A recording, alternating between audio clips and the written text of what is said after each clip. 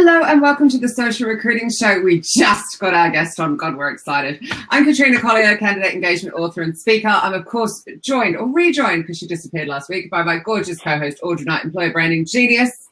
And this week we have her colleague. Just made it onto the screen at the 11th hour. I'm going to let Audra introduce her colleague. Sure, definitely. So I'm excited to have Brian on the show. We've worked together for 3 years now, I think. Coming up on 3 years. And before we jump into what you're doing now, because that's some of the excitement of the show, your journey, can you just walk us through your background in recruitment and your agency experience, I believe, and then what you were doing at Tenable as a recruiter? Sure. So again, I'm Brian Sheridan. Thank you for having me. Glad to be here. So I have probably about 9 years of recruiting experience. I started initially with my career by chance, ending up in recruiting. I was looking for work and got a role with Walden University, which is part of Laureate Education. So it's the largest grouping of distance learning facilities in the world. And I did nursing student recruiting for a few years, which then kind of led me to Robert Half, where I was on the agency side for a while. I really focused on accounting and finance related professionals, a huge range of types of positions that we had, but it gave me that mix of, they run a full desk there, so it's business development as well as the recruitment side of it. From doing that work for two and a half years, decided that I really wanted to move more towards the corporate side of recruiting. I wanted to be attached to a company and just see the people I hired the next day. Wanted to be able to work with them, watch them grow. I think that's one of the more exciting pieces of recruiting, or I guess one of the more rewarding pieces of recruiting, is when you see somebody come in this role, and then in a few years you realize they're running a team or they've moved on to something else. It gave me a lot of value in the role that I was doing. So I moved into the corporate side, where I worked for a smaller telecommunications company called SmartLink. They actually do staffing, but I was the corporate recruiter for them. So they're within site development services, which was interesting and probably the most technical I had been that far into my career. Every time you hear a cell tower is getting updated, your service was, a few years ago, 3G to 4G, 4G to LTE. All of the cell towers need to be updated to make that happen. So it's engineers, legal work, a lot of different roles. So the company did that, but I helped them grow their corporate headquarters, which was pretty much everything and anything you would find at any corporate headquarters: IT, HR, operations, sales. From there, had a friend here at Tenable who's actually one of our territory managers now, but he was an inside sales rep at Tenable. I, in fact, tried to recruit him to work for me at Robert Half, and he told me he did not want to make that move. He wanted to go more of the sales direction. Saw him move, talked about the company, was really, on my end, completely uneducated to cybersecurity, what went into that, what the company did some research. Big piece of it was the culture here at Tenable and the ability to make an impact. So came to Tenable, have been here for almost 4 years now. My transition to customer success happened only about a month ago. So a large majority of my time here has been recruiting, where I would actually say I've covered everything other than the really technical roles. So no programmers, coders, developers, but I've covered all aspects of sales. I've covered our sales development reps, our customer success managers, commercial territory managers, enterprise, sales engineers. I've done channel, and I've done a lot within Asia Pacific. I actually own that region for about 2 years. So that's been kind of the mix. It's wherever I've really needed to jump in and help: marketing, accounting and finance, HR roles. So a mix of different roles, but a lot of it, technically, I guess, on paper, I was a sales recruiter.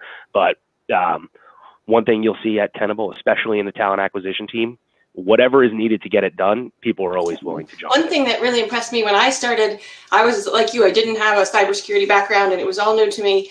And you were one of the first people that was really could explain it to me and really got it, like more so than it was like over my head. And you were like just really explaining it, really understood it. And that impressed me because you just really jumped in to getting, what these people need to do. And there's always this like joke about recruiters who are recruiting like developers and they mix up like Java and JavaScript. And I'm not actually judging because I don't know the difference myself, but it's hard, I think, when you're recruiting for a role that can be like the cybersecurity or technical. It's tricky, but I've seen you jump in and totally just like immerse yourself and get it.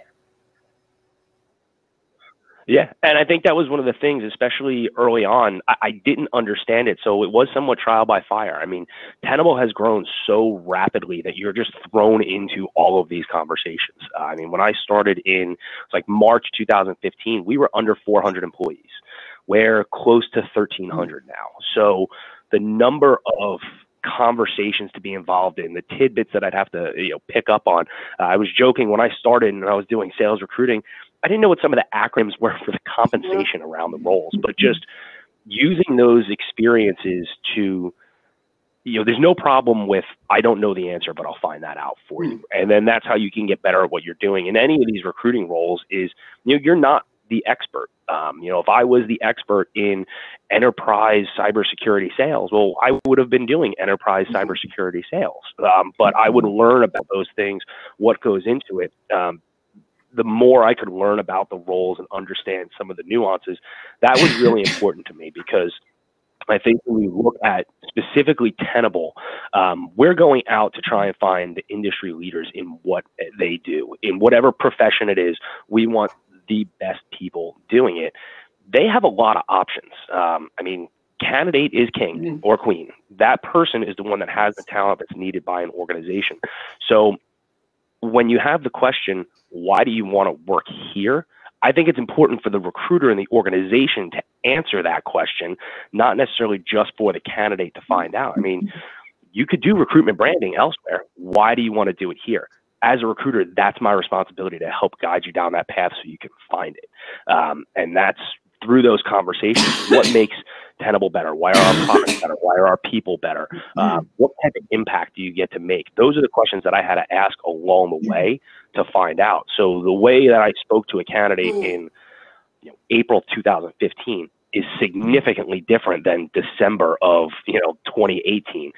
But those are all the pieces I picked up along the way, and not being afraid to not know the answer was a really helpful thing, because like you said, I didn't know cybersecurity when I started. I knew it was a fast growing company in the in Columbia, Baltimore area that was near me. So that's what really got me interested at first. And then when I found out what the company was doing, how the tools were growing, it was just kind of like, whoa. And then I went down that rabbit hole of, what does this do? What does that do?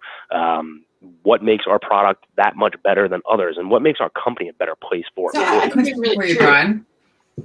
Sorry, I have a question. But you've left recruitment. So you're talking with all of this passion about recruiting. You clearly miss it. Why did you leave? Yeah.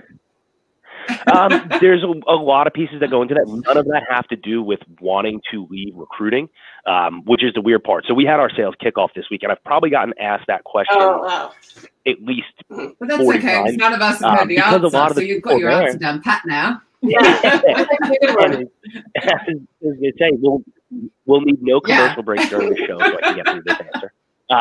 But no, it goes back to the recruiting aspect of it. I mean, big picture, I really believe in Tenable's vision, our mission, our products, and what they're doing. I just find them so interesting, and how they help companies from really a fundamental, you'll hear our CEO say it all the time, a fundamental tackling and blocking type scenario. Like, these tools can be used by any company, any size, any scope, any industry. And you start to think, oh, well, maybe that's a general type product. And then you look into it, and we are so laser focused on what we do and what we offer that I just got really interested in, like, why, why aren't all companies using this? And then backtracking to, like, how can we start telling other companies to use this? Because I'd had some of those conversations with candidates, and it was just, I got more into the products and what the company were doing, and it just kind of changed my position with who I'm delivering that message to. So I loved building teams. I loved recruiting people, but now I get to get even more in depth into those products. And I just think what we do is, it should already be the biggest thing within cybersecurity, and it's going to be there. And to be a part of that was what kind of got my attention. And then working very closely with the leadership teams on this side for customer success, knowing the individuals on the team. I just see this specific group in the company as something that will never stop growing. You know, we're dedicated to existing customers and making sure that they're achieving satisfaction with the product. If we do that properly, we'll always continue to grow. We'll always add more people on this team. And that's some of the stuff that really got my attention. But then it's, you know, never define the answer with, you know, the question, but technical and sales aspects of it. I wanted to get more technical, which this role offers. And then the sales opportunity of it is really, I don't even look at it as sales. I look at it as just properly positioning the products in the marketplace. Helping, you hear it a lot within the team, is helping companies improve their security posture. Like, we are making organizations safer. They are making their customers safer. You know, we're protecting people who are protecting people. And there's a lot of individuals and a lot of other professions that are going to have a positive influence from what we're offering. And that's where I see the similarities from recruiting as well. The translated over is, like, ideally, I'm making every hire's life better. That was my goal. Like, I don't want to put you in a position that, oh, well, it's good, I like it, but the last place was better. I didn't do a good job if I did that as a recruiter. Just to close a position, just to put somebody in a seat, that's a terrible, terrible way to go about doing your job. But, you know, I've had those conversations with people in the past of, like, look, you're great. I want you to work here. This isn't the job for you. That's a big thing to understand when you're looking at our products. During that? I mean, forget that the staffing side, they obviously get commissions. No offense to those that are sitting there going, but from an in-house, what do you think stops them being so honest and going, not the job for you? I think there's a lot of pressures that go into the role, and it's one of those things where, going back to, you're a little bit more of a generalist than a recruiter.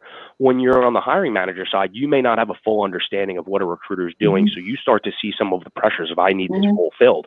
And that's the trap you can fall into, is I need this role filled. Yeah.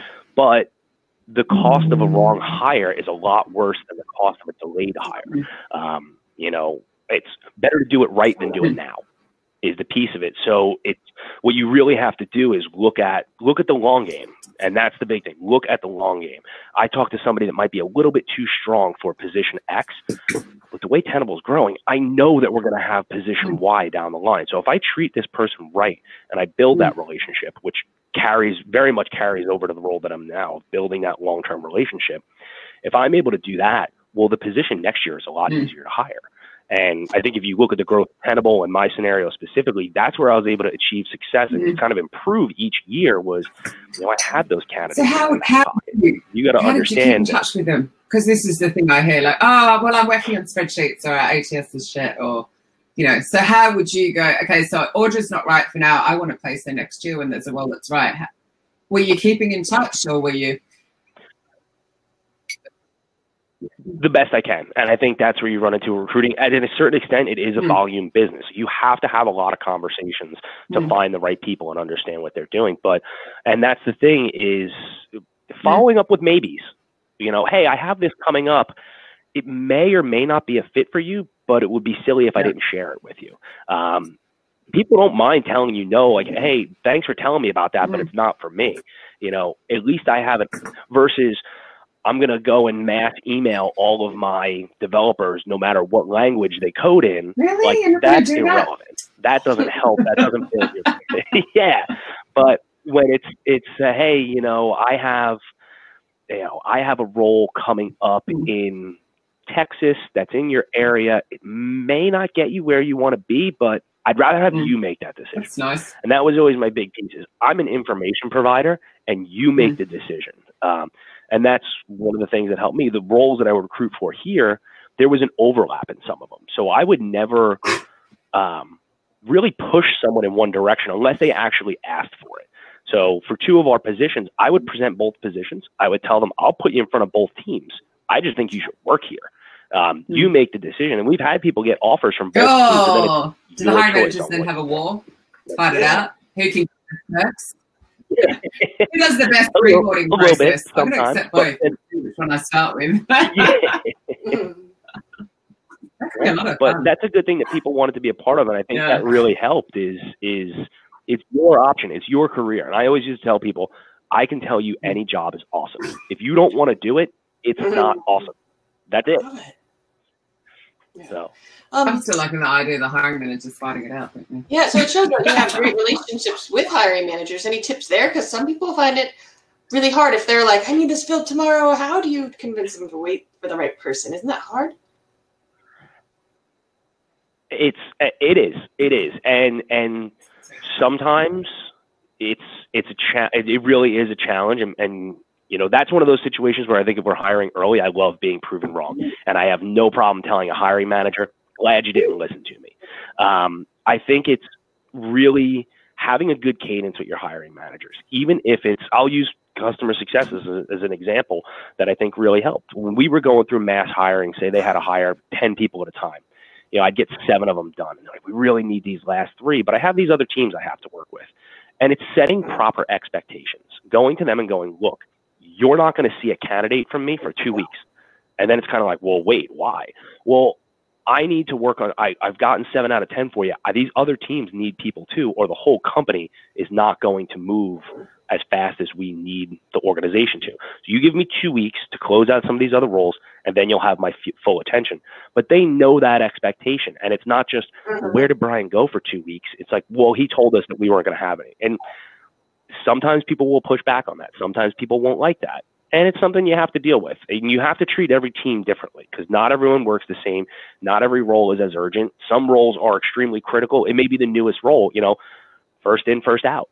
That's what it's got to be sometimes based off of the business needs. And I think if you look at Tenable, you know, one Tenable is our slogan. Everybody's in it together. We support each other. If I can fully explain to a manager, you need to wait because this role is critical, that person has to understand that if they really buy into our culture and environment. And if they don't, that's a bigger concern. And luckily I don't run into that.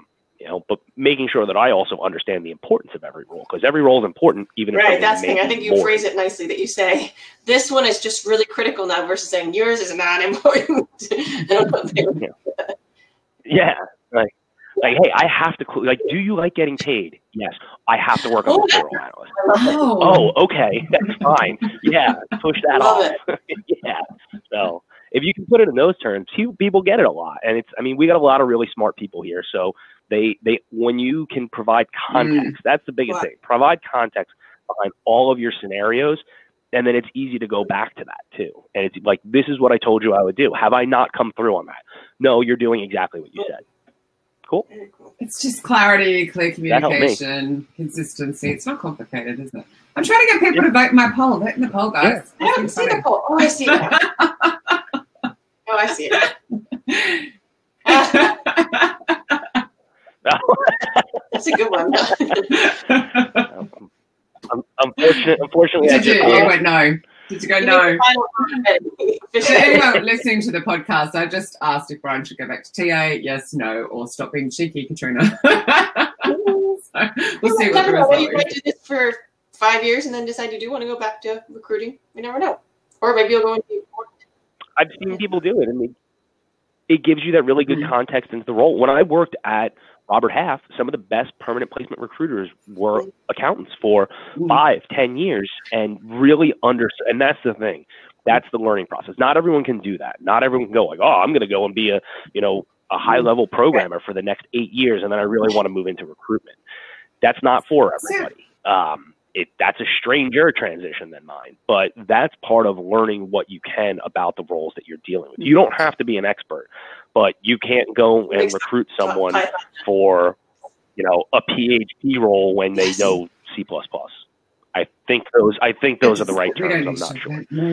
But I think the interesting thing is you've both been able to carve a different career for yourselves within Tenable. So how much of that gets out there from a marketing point of view? Because I'm just thinking when I've been researching for the book, it's been really hard to see examples of, I started here and now I'm here. And, it's because it says a lot about Tenable that they can actually see beyond your actual skills to your behaviors, your ability to learn. Yeah. So, we've also had a lot of success with our interns becoming full-time roles too, which I think is pretty awesome. So, but do you share that? Yeah. Yeah, we got quite a few blogs and stories. You go, Brian. On the blog, or are they internal and blogs? I think that's a big thing. No, we have careers blog, and we've had a couple interns share their story and a video of our video intern. What about you two, though? Because you've both changed careers within the company. We should share that, right, Brian? Yeah. I'm just, look. Yeah, we should have people discuss it on a weekly show. You just volunteered to do a blog for us, Brian. But also, I think there should be dynamic content as well. Like, you could do a video blog of your journey from TA to where you are now, like a little, like 6 months in, at 9 months in, 12 months in. I could not find any like new hire journeys for the first couple of years anywhere. I was expecting to find like video blogs. It was really interesting. That's one of the interesting things with our growth is like some of these teams, that's one of the hardest questions that I would actually get often because we've grown so rapidly. I'll use customer success as a perfect example. This team did not exist like 3 years ago. We were in a perpetual model, so we didn't have to renew customers.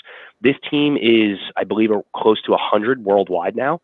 So a lot of these pieces are still starting to develop along the way. So that's part of the bigger story that I would have to tell. Is like, oh, well, what's my next step after customer success? I don't know. Depends. What do you want to do? Where do you want to go? But then actually I've had the conversation with people. If I want to go from this step to that step, that's not the role for you. Don't apply to this position. I had a conversation with an internal candidate about that. You know, he wanted to move into another position after that, which is fine. I think that's a good thing to discuss when you're recruiting. I don't really see the fear anymore of like, oh, this person's going to leave. Well, if I can't help you grow, if you're not getting, if you're going into a dead end position, well, I'm going to be refilling this position in a couple of years. Yeah. You know, I don't mind if someone leaves the company to go into a better role elsewhere where they can grow. Awesome. That's what we should be considering. That's going to happen because that person could come back in the future. But, you know, really being able to paint a picture of here are what the options are. And that's understanding the company to a larger level of how we're going to develop and being engaged with hiring managers and leadership. And I think Tenable does a good job of that internally of like, this is where we're trying to go. This is where we're trying to get. And sometimes you do have to speculate, but I always tell candidates like, look, this is me thinking out loud. This is not anything formal, so I would not fully base your decision on what I'm about to say, but I just want to paint a picture for you. You know, these are some of your options. So that's where we've run into a lot more with new teams. I completely forgot about that. So Jim Stroud, he was beautifully giving me a compliment on my nice idea, maybe do a series of people who have transitioned out of recruiting. What do they do next? What else can recruiters do? But Glenn Martin has a question. What 3 key skills has Brian, or has you even, continued to use in your transition from recruitment to sales? Sure. So I think with that, I haven't, so I don't have a book of business yet. So I'll speculate a little bit, but there's things that I know. And I think the biggest thing is like the inquisitive nature of being a recruiter. I found that interesting, especially the jobs that I understood the least, specifically getting on the phone with people and going, look, I am not an expert on this. Tell me more. Tell me about what you do and tell me as if I have no idea what's going on, because I probably don't. You know, my job is to gather information and help deliver that story to a hiring manager. Tell me about your successes and just digging in, asking second, third level questions. That's something I'll absolutely have to use. And the saying that I've already heard countless times on the customer success team is find out the real ask. What is a customer asking? What is their issue? Why does it matter? I'm not getting the reports that I want. Who do they go to? How does it impact the business? Why are these specific reports important? And that's something that I think from recruiting, I mean, that's something that's huge, is just digging. I didn't ask many questions. I asked deeper questions into the same scenarios. So that's something that'll definitely carry over. I think the volume and demand that you see in recruiting will absolutely translate. Like I don't anticipate, kind of drowning in the work at any point, because when you look at, we're hiring hundreds of people a year at Tenable, and that multitasking and volume that you're dealing with is absolutely going to translate to this. If I have more of what we would call a commercial book, I could have 175, 200 customers that I'm dealing with, there's going to be a lot of conversations, a lot of interactions, making sure. And I don't anticipate that I would be overwhelmed by any of that. And that's what worked for you being a recruiter and for this. Yeah. And then I think just being deadline oriented is kind of the third. That's a skill that would definitely carry over for me. Audra knows how our hiring plan works, where we need people in seats by certain dates for our company to be successful. And that's part of that prioritization. I would say just deadline oriented and being prioritized. How far ahead that's something else. Is there quite a good workforce plan so you know what's coming far enough ahead? Yeah, that helps. Yeah, I think we do a really good job. I love Audra wrote down your comment, like the candidates prefer honesty. If you don't know, say so. I actually think in life, if you don't know, I think it's really funny. Going back to like Audra and I speaking, I don't know if you speak, Brian, but you get up on stage and guarantee you'll get asked some curly question you can't answer, and I just go, I don't know. Every time, just straight back at the audience. Does someone know? Help me out. It's like, so I think that's life. I think we should have much more of that. Yeah. I actually think that's a little bit where social media has been a bit derogatory, because we all try and pretend we know everything, and it's like, I don't know. Just be human, right? Yeah, I totally agree, and that's where, and then when you get the answer, it's going back to a candidate.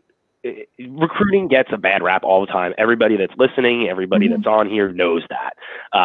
But when you do come back, hey, give me a day, I'll get an answer for you. You wouldn't be surprised at how many times it doesn't even matter what the answer is. I came back with the answer. That's a big deal. And it's the one thing I'm going to take from recruiting to my new role is treat every candidate like they are your only and best candidate. Do that with my customers as well. I'm going to have a lot of them. Treat them like they are the most important ones. It shouldn't really be hard to provide that type of customer service to anybody. That's how you would want to be treated if you were on the other side of the table. So, hold yourself accountable to that. I think that's a very big piece of it that can help. I just think that because of those deadlines and the pressure, that just recruiters forget, like the fear and the lack of transparency and what the process is like and all the hurdles and it's just so simple, as you said. Just remember the human in the process. Yeah. I have probably one of my most common conversations has been, I'm sorry for being so delayed in getting back to you. You deserve better, but here's what happened and here's why I was delayed. Not just like, I didn't want to call you. It was, I was at sales kickoff for a week and I couldn't get feedback, or I was on vacation, or, these are the reasons, really apologize for that. Most people are totally fine with that. Life happens, and a lot of people understand that. But when you just never respond to somebody, that's a different story. It's just silly. It's going to be one of the many examples in the book. Yeah. Black hole. Juggle so many candidates and so many recs, like you said. Same with sales, the piece. But I guess priorities is one of the tricks, right? Yeah, and that's again understanding the business as itself. And I think Tenable, just from our culture and our environment, really makes that apparent, where the way we do roadmaps on different teams, understanding where you fit in and how you make an impact. And that was a big piece of going back to, you can do the things you do elsewhere. Why do you want to do it here? That's a big piece of, as a recruiter, am I going to phone screen people and review resumes? Absolutely. Those are my day-to-day functions. What's the impact? How am I making this organization better? And that's got to go from, I graduated 10 minutes ago to I have 25 years of experience. If someone can't make an impact, they can find another place to do that. So that's where Tenable, I think, really stands out compared to other places. And it's one of our 4 core values: do work that matters. I mean, how does your work matter? Why is it important? I can call people from anywhere. There's certain places I would never work. I mean, like Tenable, I'm going to be here because I understand the impact that I get to make regardless of my work. I like pairing the person with the company versus a person with one specific role you happen to have open. I think that's key. Yeah, I mean, that's the big thing. It's Jim Collins, get the right people on the bus and then get them in the right seats. He's dropping some Twitter bombs. That's a big thing. I'm going to tweet him. He's dropping some good bombs. I want to tweet him out. I was just trying to rearrange the bus in my head then. I was like, no, it's too stressful. You really get the planning. it sounds like you really get the different, like knowing your audience. It's almost mini personas, your hiring managers. And so how is it different recruiting for APAC versus the US? We've chatted a little bit. It was, and so you have the obvious challenges of just time and understanding markets, how recruiting works as a whole in some of these other markets. It's funny, you run into things where who are the successful companies in those markets that you may even want to go and recruit from, because it may not be the same. There are companies in India that are tremendously successful that don't have a U.S. presence, the same way there are successful U.S. companies that don't have a presence in Indonesia. And I think it's, again, it was really challenging, especially when you look at the timing of everything. I was working nights. I was working different hours. What is the impact I get to make? And that was the rewarding piece of it, is like, look, we had less than 30 people in all of Asia Pacific when I started.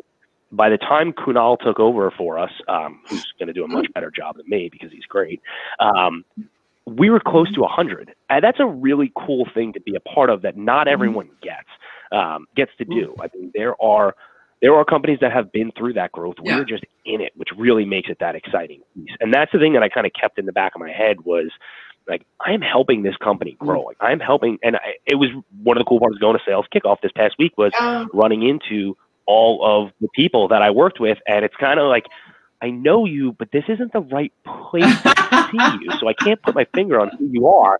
And then it's like, oh, like, you're Brian. Wait, why are you here? You're a recruiter. And people legitimately being excited for me to make that move. So it kind of came full circle, which was really cool to be there with a lot of those people. But I mean, once you can get past that time thing, if you have a really flexible spouse that supports you, it's very helpful. So thank you, Kristen. It must be really challenging. It made it a lot easier. Because I'm just thinking it's challenging from here. It is. And I'm like 5 or 6, depending on where you are, hours ahead. And it's still... Is it 11 to Singapore from here? Yes. Yeah. So that's like me trying to speak to Sydney. And it's just impossible. Because I just forget. And then suddenly I'm like, I've missed my window. They're asleep. So... Yeah, and it also, one of the good things is, I'll do a pitch for, Sean Mitchell and the talent acquisition team, having the right leadership in place to make it happen. When someone like that goes, I trust you, I don't care when you work as long as you get your job done. If I'm working in the US, like, if I'm like, oh no, I'm going to work from 7 p.m. to midnight, that's probably not going to work. But when I'm covering Asia Pacific and I'm like, hey, look, I'll work a couple hours in the morning to catch up on US stuff, but I'm not working in the afternoon. And him going, fine, go for it. Whatever you need to do to be successful, do it, and I'll support it. You need really strong leadership to do that. And the talent acquisition team at Tenable really has that. Yeah. And I think it's very hard for us to switch off these days anyway. Like, we all put in extra hours. It's not 9 to 5 anywhere. Yeah. And it's, because I get you guys messaging me. So my favorite is when they go, can we have a meeting at 4 o'clock West Coast time? And I'm like, no, it's midnight. No. But if I see your emails at like 9 and 10 o'clock at night, I'm answering because you're expecting an answer. It's good and bad. It depends. Yeah. But I just think that there should be a trust that you will get the work done, because I think all of us are working outside our core hours anyway because of these bloody things. It's crazy. And it's even going back to just setting the right expectations. Like, I would tell people, like, look, I am not going to be available on this date during your business hours. Like, I'm just not going to be. Like, I have this to do. Like, Valentine's Day, I'm not working nights on Valentine's Day or my wife's birthday or my anniversary. Like, I'm not doing that. So if you need anything, do it outside these hours. And then people, they have that expectation. They understand. Do people still call you? Of course. But, I'm just not going to respond to it. And it's not just hours, though. It's also like place of work. It used to, early in my career, you worked in the office, and if there was a snowstorm and you didn't come in, you took vacation time. Like, that was companies early in my career. Now I see more and more, definitely with Tenable, like, it's dangerous outside, work from home. Like, and that's amazing. And I don't know why that didn't happen sooner in different companies. Well, and that's when people used to ask me about the flexibility of Tenable. They'd be like, what's your policy? I'm like, life happens. They're like, what does that mean? I'm like, life happens. Something comes up. take care of it. Like, what we do is extremely important from, a company perspective of what the company offers, very important. The impact that people are making in the company, extremely important. My child and my wife will never be less important than those things. So when those things come up and you have to take care of them, go and take care of it. I mean, like when my kid was born, I received some of the most support from my manager with stuff that was going on and things I needed to tend to. And it was just like, yeah, like your kid, your 3-week-old is way more important than any hire you will ever make. And him understanding that is really the important part, which makes me committed to the company and tied to the company. So when I do come back from whatever day off I need, I'm going 150 miles per hour to get things done because I got that support on the front end. He's going to get that support, and the company's going to get that support on the back end. None of this shit's complicated, is it? No, but it doesn't always happen. It's just so easy. Why doesn't it happen? Like, it's so easy just to treat people how you like to be treated, and it's just why a company's still not doing this. It's crazy. So, yeah, you get more out of people from doing something like that, and that's the big thing is still going back to what I used to tell candidates. You can do the things you do elsewhere. I would even tell people, you're probably doing the things we want you to do. And then it was, here's the impact you have. You're building things. You're impacting things. The reason anyone here has the ability to be the reason we are successful tomorrow, next month, next year. That's not something every company can do, but that's something I think every company should try to paint that picture for. Every company has a purpose, though. It mightn't have a product it's selling to a customer, but it has a purpose, or it wouldn't be there. Yeah. So, and all age groups should receive that information. Goes back to my millennial bollocks rant. Yeah. And I think that's a big part of like leadership transparency, which again I think we have. Is like, this is why are we changing? Why are we doing this? Like, the why is the important part. That eases a lot of concern around change and growth and development. Is why are we doing it? Because it's going to make this better and easier for us. Okay. Yeah. Change can be scary for people.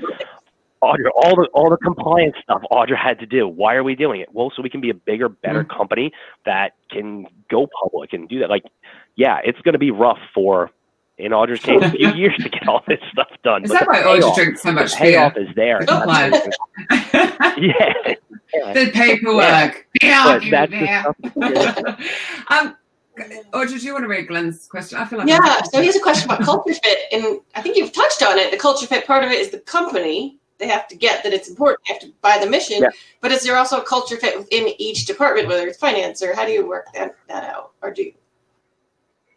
Yeah, it depends on the personality a little bit, and what goes with it. Part of that you have to rely on your hiring managers for.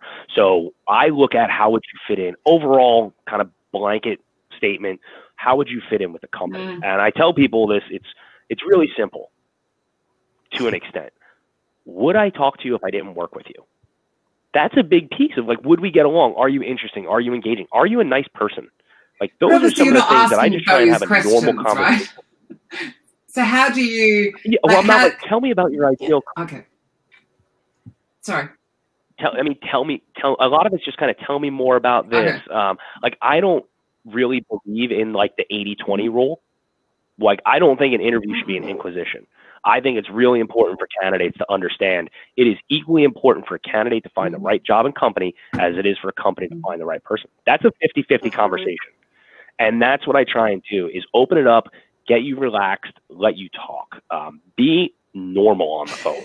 I used to listen to one of the directors when I was at Robert Half used to just, when I first started, I was like, oh, I can't believe that he's joking and talking like that. He's one of the most successful people that's ever worked there. And it was just because he was himself. And that's it. And just being relaxed and having those conversations. When people do bring up these little things that might be off topic of like, oh, this is going to sound so simple that it's like, that's what you did. Like, you hear a kid crying in the background. How old is your kid? Is it a boy or a girl? Like, how people talk about that. And then they start to get more passionate. And that's what I look for of, this is an interesting, engaging person that I would talk to if I didn't work with them. And then when it gets into the team level itself of, the teams are different. So I can assess some of that by knowing what we're looking for. I mean, territory manager, do you have an aggressive hunter personality? customer success? Are you more of a consultative, relationship building, relationship nurturing type individual? Those things can come up through tell me about how you grew your accounts, what made them successful, versus tell me about how you found your accounts and what people were doing. Oh, what would you do if you didn't have leads?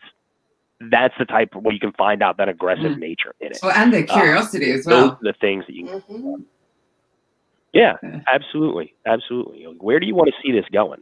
What do you want to have? Like, don't tell me I want to have this title in a few years, but where do you want, what responsibilities do you want to have? What do you want to be involved in? Those types of things of finding more. Oh, you've updated the age-old where do you want to be in 5 years question. Just something useful. I would actually just do it for people that were earlier on and would say that they weren't sure.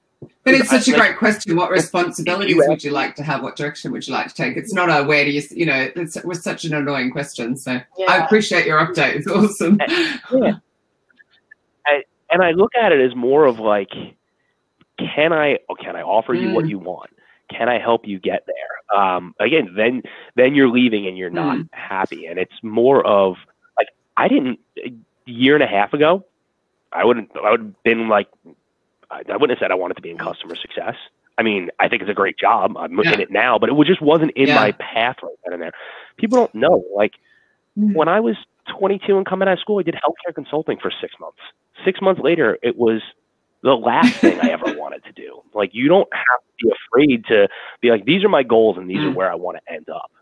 I think a company should really, and Tenable is doing a lot to grow this now, of development and training. Like, we have a whole program that's going into place that, Sherry Hudson's running, and it's going to be a phenomenal program, but it's how do we help you get where we don't want anyone to, unless you're in the C-suite, we don't want the position you come into Tenable to be the last position you have with Tenable.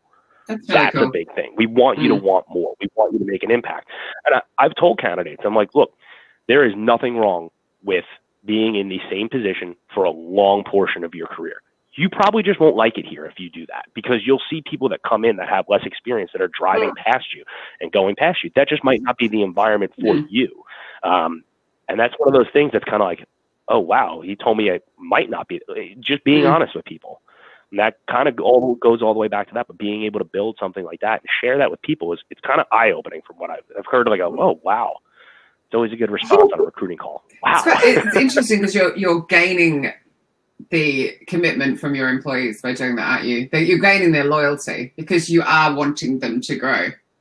It's not always the case. Yeah. And then they get very angry if people resign because they get the opportunity to go somewhere else, and then they won't even look to rehire them because they're like, you betrayed us. And you're just going, no, but you can't keep doing that because there's only a finite amount of talent. Or people, sorry, I just used that word, people. Yeah. But I always used to find it a little cheesy because I'd end up like quoting Steve Jobs and be like, hire smart people and listen to them. Like, hire the expert and listen to the expert. But you have to grow people into the expert in certain areas. And that's the thing. Like, I was not an expert at all in, cybersecurity or sales recruiting when I started. I was very far from it. I still think I'm far from it, and I did it for a few years. But being the desire to build that in yourself is a really important thing of no matter what position you have. That's why I always laugh at like the people that think they're underemployed statistic. I think everyone should feel somewhat underemployed because you should always want more. What is the statistic? Like, I don't remember what it is now. I remember it was a big feature when I did the agency side of recruiting, because that was kind of the go-to of like, oh, well, these people feel, like they're not satisfied. You can go and get all of these people.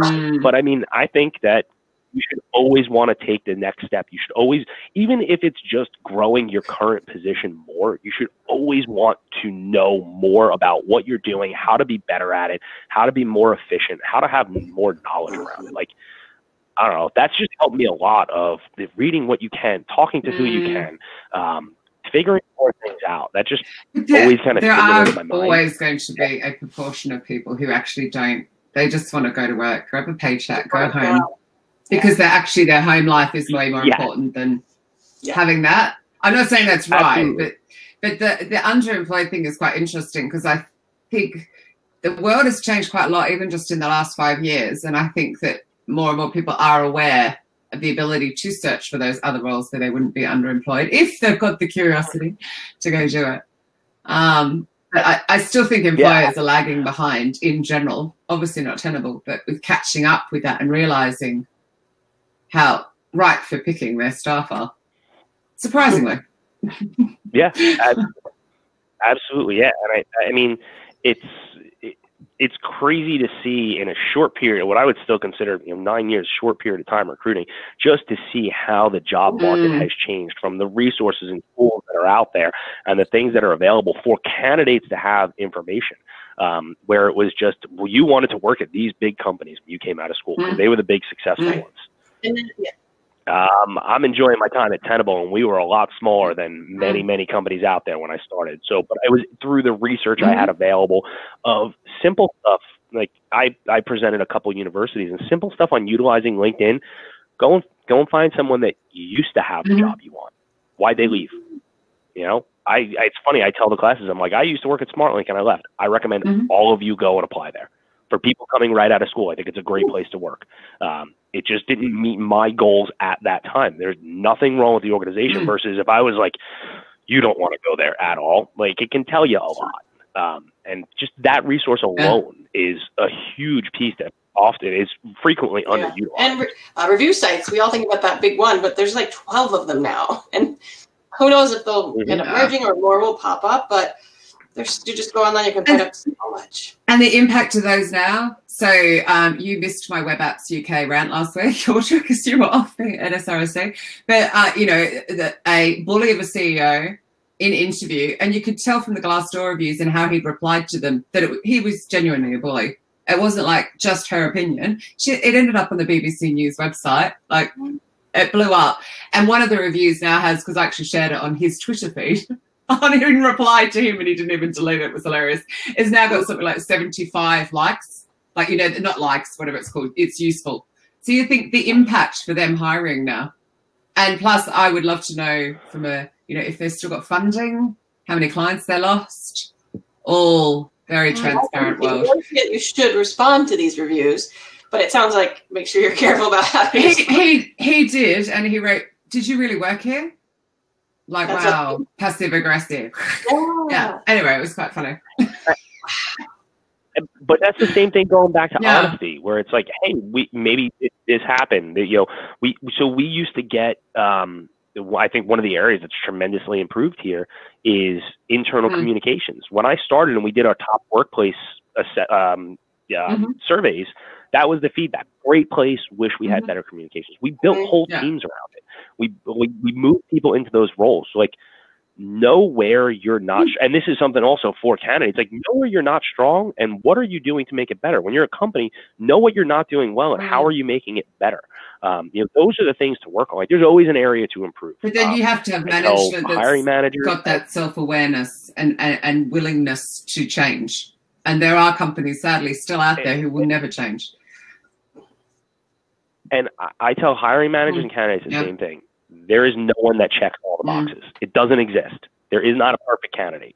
There's the best available person to hire, and that person should address a majority, but there's always going to be some small gap somewhere, and having an understanding of that is really just knowing your self-value and your abilities is an important thing on either side of the equation of, like, and owning it, being honest and being upfront. Like, this is where we're trying to grow. And it was really interesting seeing our sales kickoff when we started with phenomenal year. We had a great year of growth. Here are the areas that we didn't do well. We know we didn't do well, and what we're going to do to fix that. And it's kind of like, you can kind of feel like in the room of just everyone like, awesome. No one's pushing the buck. It's everyone taking ownership and accountability for what they're doing. And knowing that when you're a candidate, like, I don't ask the what are your 3 weaknesses questions. I think it's crazy, but tell me about, because you just get so many canned answers. I think I never say no. I take on too much. Like, which means I'm really fucking rude. Yeah. That was a good one. Mine was always a perfectionist, but I use that to deliver high work and annoy the hell out of my colleagues. Like, The worst.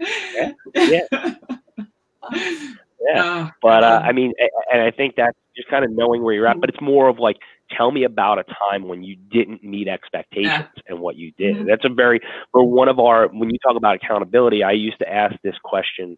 I didn't care how you answered. I would ask these two questions to our, 20-year experienced sales, territory sales managers of, tell me about what contributed to maybe your biggest deal or your best year. And what I was looking for is we did this, we did that, we did this. That is a team approach and what we need. But then tell me about your worst year, a year you didn't make number. What happened? I did this wrong. I could have done this better. That's self-accountability. And that's what, I don't care what the answer is. I care that you're holding yourself accountable, because I even know from going through my interview process, when a manager looks you in the face and goes, there are going to be times when you don't make your number. What are you going to do about it? And it's holding yourself accountable, knowing that as early as possible, and being able to do what you can to deliver on it and make up for where there's going to be gaps. Like, that's the important thing, is just owning it. And like you said, and explaining to your manager early on, until waiting to the last minute and be like, oops, if they know early on, they can maybe get someone to help you or give you other resources. Yeah. Again, it does sound like you have particularly good management. I know. But what's cool is that or he's drinking the Kool-Aid. I don't know what it is. But, it's that there are just so many companies out there that don't have managers that are self-aware. And interestingly, Matt Armstrong brought it up on last week's show about sort of some people being promoted and not supported and kind of faking it and like putting on a pretense, and then you get these layers of pretense on pretense. And then even the people in the team thinking that the manager has the answers when they, probably don't. And it was quite interesting. Look at the issue it's not easy. If you have a high performer, you promote them to a manager, but maybe they're not going to be a good manager necessarily, or maybe they are. No. But it's not always thought about. Just like they're the best in the job. I've absolutely seen that in past employers where it might not be the right scenario. Now, you can't take a bottom performer and be like, great, I think that leading by an example should be a requirement for anyone. But I may never want to move into a management role. Personally, I do, but I know that I need to take care of business now to do that and then demonstrate the skills that I would utilize there. Being asked to be put in those other scenarios. And that's part of that development as an employee too, is just asking to be put into additional scenarios. It makes you understand the business, especially as a recruiter, like jumping in on different projects. Where can I contribute? Because it gives you a better understanding of the business and how it functions. And then it allows you to have better stories to tell candidates of what you get to do. And that's the big thing, is just telling stories and gathering information is what helped me. Katrina, goes back to curiosity. Yeah, I'm pretty sure it was Pete Radloff when he was on our show like probably 2 years ago. We talked about it, and he said, I've been in this business for I don't know how long, and he said, but I prefer to be an individual contributor. I don't want to be a manager. I'm awesome at being an individual contributor. So a good manager would say, great, make him a more senior role. You could still promote them in different ways. But just knowing that not everyone's meant to be a manager. And also that highest producing employee, if you go put them in that role, then has other responsibilities and will no longer be your highest producer. So potentially another reason as well. But I agree. I said no. Yeah. So back in my agency days, and they want to promote, I'm not going to manage anyone. I do not have the skill set for that. I have my own business and no employees. But that's self-awareness. And I don't know how many times I said it. Your managers need to have self-awareness. And yeah. I'm just going to, because we've just stopped right there. It seems like the perfect time, and we're running out of time. Next week, another Brian, but Brian Fink, so that will be fun, as we know, is talking about sourcing on social media or something. I don't know. I need to get more organised for the end of these shows. I'm always prepped for the beginning. But it will be a hoot, I'm sure. So same time next week. So is there any final things that you would love to share about your transition from recruitment to sales, and whether we should say recruitment or we should go into sales? Any thoughts? I think that everyone should do what makes them the most happy, and whether it is being a manager, staying in your role, honestly, because you can burn yourself out in any role. If you don't enjoy, if you don't enjoy what you're doing, it doesn't matter how great the company it is. It doesn't matter the team. It doesn't matter what you're paid.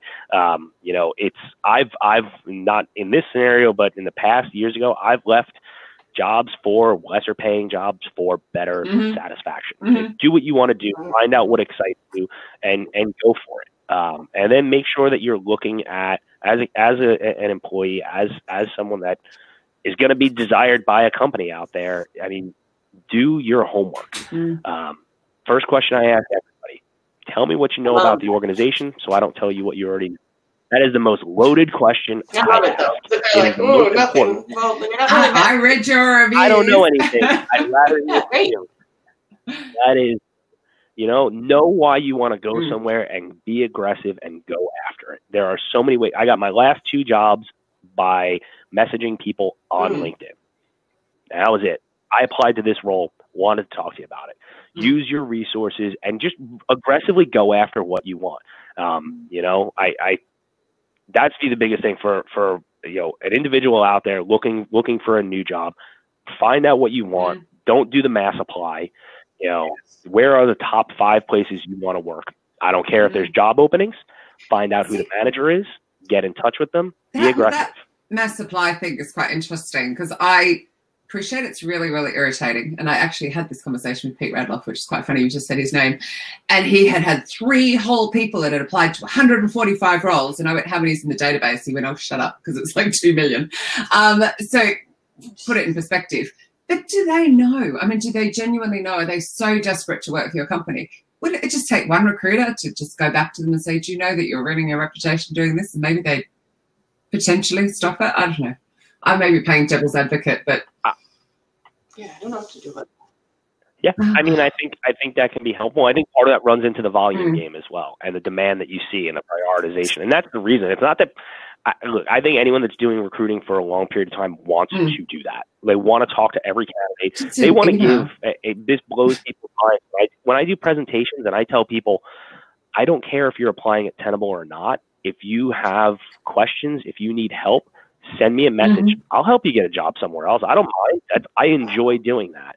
I think every recruiter wants to do that if they're doing it for a long period of time, but literally doesn't have the ability to do it. Like you just said, 3 people to 145 positions. How many other people are out there that Pete's got to talk to?